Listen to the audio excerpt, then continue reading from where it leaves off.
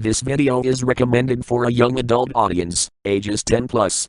It contains mild language which may not be suitable for all family members. Viewer discretion is suggested.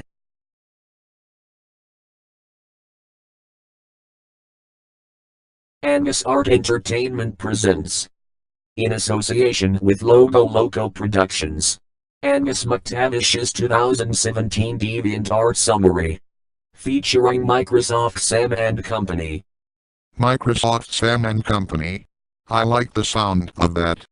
Don't get a swelled head about it, Sam. We still don't know if there's much of a future for us in the Angus Art Studio. Angus is giving us all a try, just to see how we do in one of his video presentations. Mike is right, Sam. And while our likenesses have been used in other videos by other YouTube video uploaders, we want to stray from being Dave Madsen carbon copies, as best we can. Good point, Mary. I forget that other video makers have used Angus's designs of us for their bloopers. Who are they again? Why don't we ask the viewers in the form of a trivia question, much like you did in the 2016 art summary that Angus did? Excellent idea, Scoggy. For the viewers, I am a personification of Robosoft 3, named Simon, with a CY, not with SI, and here is your trivia question. Which 3 YouTube uploaders have used Angus McTavish's version of text-to-speech characters, that's us, in their videos? Stay tuned at the end of this video for the answers.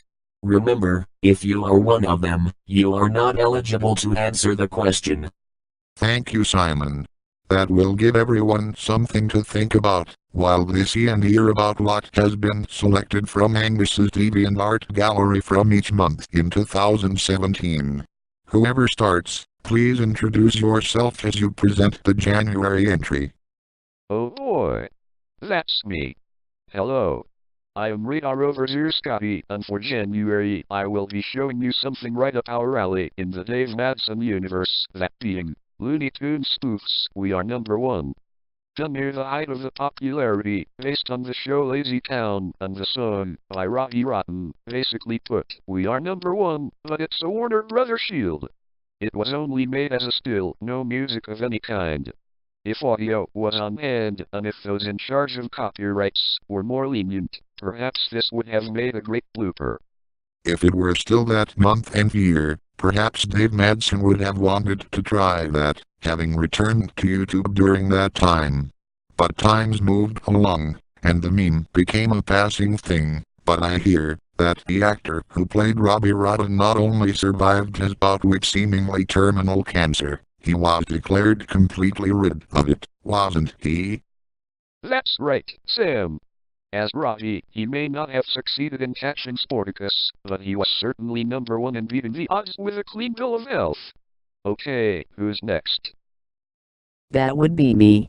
I'm Microsoft Mary, with the pick for the month of February. Volcana Ash.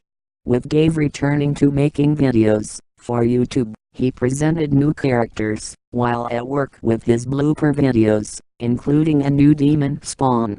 What you see here is the version Angus created, as she originally appeared with the horns, as well as hooves under her boots. February was also a busy month for Angus, as he churned out well over 100 images and emotes for us, trying to keep up with one of the uploaders for his YouTube videos. No hints. We're saving that for the end of the list, remember? What I don't get is this. Why did Angus have to make someone so evil look so freaking hot? Watch it, Buster. If you are ogling over that sulfuric tramp. I think what Mike is trying to understand is that sometimes evil has to put on a face no being can resist in order to catch their souls, hook, line, and sinker. Whatever. Doesn't he have to bring up the next entry or something? Oh yes. I'll get right on it. Hello. I am Microsoft Mike, and the entry I am presenting for the month of March is Group W Communications. We go back to logo spoofing with this one. This is merely a crossover gag involving a previous cable provider, Group W, and the abstract W design that Saul Bass created for Warner Brothers in 1972.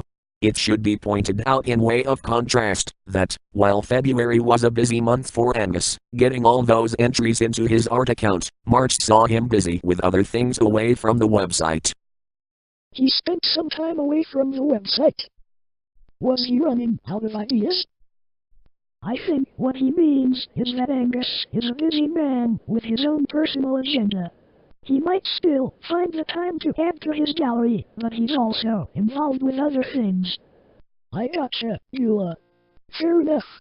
Anyway, hello there! My name is Andy, and let's jump right over to April and the pick for that month. Swing Nose Frog. This was a little something that was inspired by another on the DeviantArt website, under the account, Cryptid Creations. Cryptid excels in bringing visual puns involving cute animals, and Angus was inspired to do this. For those who do not know, a swing-nose frog is really a mechanism that is used to help a train switch from one set of tracks to another. The idea for this joke came about thanks to the signs for these objects that were spotted while Angus was on the road one day. Is that really what they call that thing in the tracks? A swing-nose frog? Oh sure, it might be of service to trains, but can it also catch flies? Raffle, raffle. Sam, please. You know how that sort of thing upsets my stomach. Catching flies. Sick. Gross. Ew. Ew. And while they tend to Mary and try to calm her down. Hello there! My name is Gula. And for the merry month of May, we bring you another logo spoof.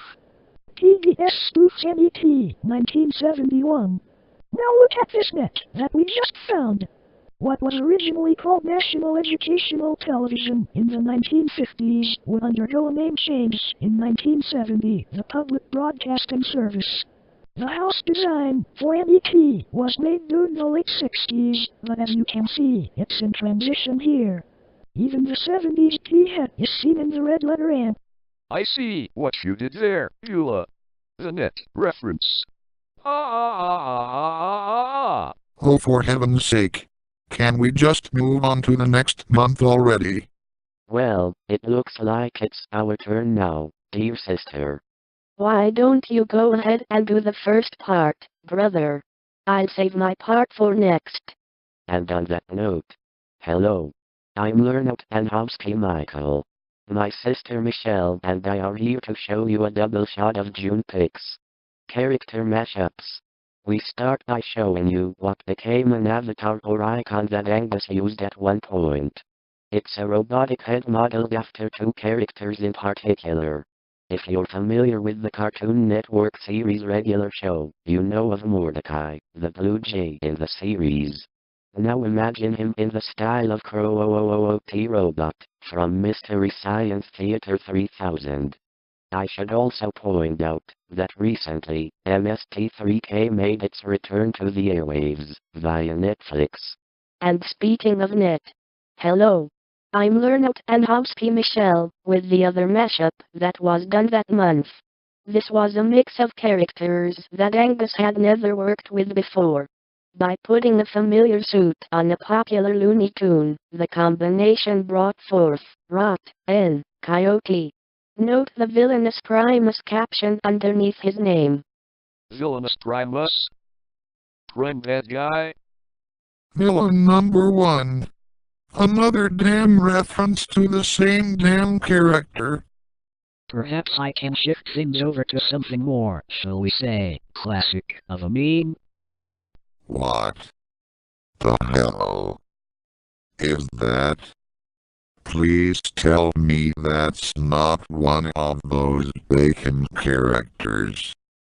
It's okay, Sam. I'm a bit more calm and collected than those other bacon enthusiasts. Fine. I'll overlook the Baconholic's fourth doctor scarf and curls. Just move on ahead to the next piece, if you would. Hello, everyone. My name is Johnny Thomas Baker. Bacon for short. And for July, we have something that might make some of you lose your appetite. Unless you're really hungry. You like Wendy's, don't you? When the internet was all abuzz with the Twitter tweets that were posted by a representative of Wendy's restaurant, the images of a smug or savage Wendy came to be. But Angus took things a step further by incorporating one of his old self-made templates and applying the SpongeBob expression so that it would be given to the little girl mascot. To be fair, it is a nice place and the food is excellent. Especially the bacon burgers. Sweet. Tender. Juicy. Oh no, someone sedate that guy. Just kidding, Sam. I told you.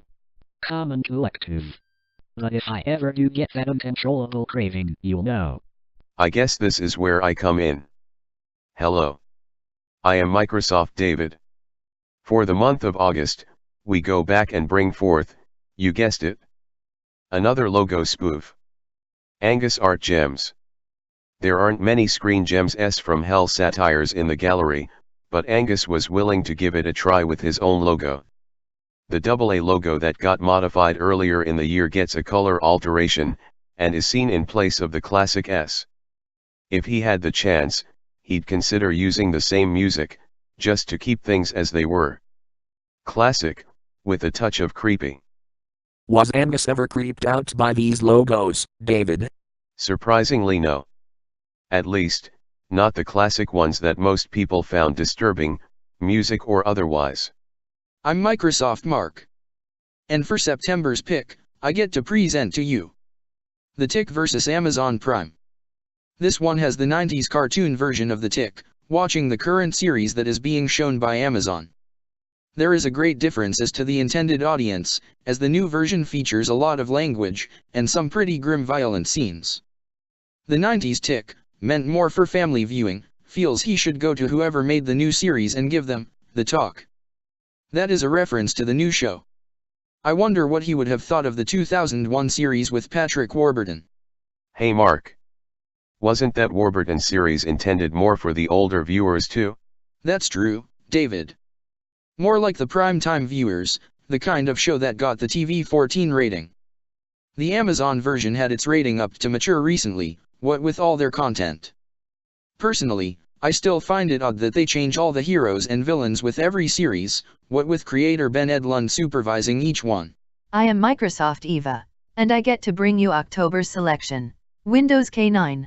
Angus was introduced to Doctor Who, back when it was only the classic series shown on his public TV station. Since Windows had a version 8, as well as an 8.1, before making the jump to 10, the need to do a take on a version 9 gave him the opportunity to blend it with something with the number in its name. And the dog-shaped mobile computer from the 1970s was too perfect to pass up. This also gave Angus the chance to do one thing that he hadn't paid much attention to in recent years: working with dimensions. It took some careful work with outlines to try and make this a 3D image. While it may not be perfect, especially with how the monitor screen is set, Angus was still proud of how it turned out. Of course, the funny part is often overlooked: the mouse pad on top of the unit's back. Doesn't that make it a little difficult for the users to see what they're doing? Affirmative, Master. That's cute, Simon. A reference to K9's response during the series. As for me, I'm Microsoft Zira, and for November's entry, I'm showing you a logo spoof with a range of variations. PBS spoofs, PET. In a way, a network calling itself public educational television makes sense, but the real fun is had when the 1971 PBS ident is altered, replacing the P head with animal versions. And as you can see, there are several, from common house pets, to the hilarious twist suggested by a fellow deviant. How many do you know that keep an elephant as a pet? That's a lot of cleaning up one must do after a pet like that. I wonder if you can train an elephant to shovel up after itself. I suppose that's possible. The better question is, where would it all get shoveled to? Are you all trying to make me sick again? Sam, don't you have someone to finish the year or not? As a matter of fact, Mary, I do. Yes, it's me, Microsoft Sam. And for December, I bring you a little something that was months in the planning and making. Meanwhile, at the Legion of Boom. This funny-looking fortress was designed with sports in mind, named after the defense that earned the Seattle Seahawks a Super Bowl title, following the 2013 season. Modeled somewhat after the infamous Hall of Doom that was featured in the 1978 cartoon, Challenge of the Super Friends, it would probably surface out of the Puget Sound, much like the original hall would show up out of a swamp. And while it's true that the Seattle defense in 2017 was crippled due to injuries, you never knew what surprises they would pull out of their helmets. Just ask the Philadelphia Eagles, or the Dallas Cowboys. Well, alright. That wraps up the year. Not quite, Scotty. There's still a matter of a couple of things. Like the answer to our trivia question. That's right, Johnny. We were asking who the 3 YouTube uploaders were who had used Angus's text-to-speech character designs for their videos. The answers are as follows. Sean Wooden used our likenesses, starting in 2015, in Walt Disney Home Video Logo Bloopers, a series started by Die Is Backable. More recently, Matt Crowley had been incorporating them in his Magic Window Logo Bloopers series. And Falcon Lord Productions has also been working with them for such blooper videos as for MGM. We thank these 3 users for crediting Angus for the character images. Always remember to get the OK, and credit the names of whoever's work you add. So, we're finished then, right? Not quite, Zira. There's one more thing to cover. Tell them, Andy. I'm on it, Eula. Just recently, Angus got his 300th subscriber on YouTube. On behalf of Angus McTavish, we thank you for all the kind words and support. It's you that keeps things going, even if new videos from him are few and far between. And with that said, we will leave you with some other honorable mentions during the end credits. We hope you found a favorite out of everything we showed you, and with any luck, we might show up again in this channel. Thank you for watching this video, and may we meet again, from Angus Art Entertainment. It certainly feels good to have taken part in another video, even if the format was different. Maybe we can do this more often. Were there other plans that Angus had for us? He had the idea of his own low-budget logo bloopers, but he doesn't know if it will go over so well. Well, you never know until you try. Who knows, maybe inspiration will strike at last. Did you ask if we can do more swearing in the videos, if this happens, Simon? I did, and he told me just what I expected. He said, and I quote, "We'll talk." Go son of Seabiscuit.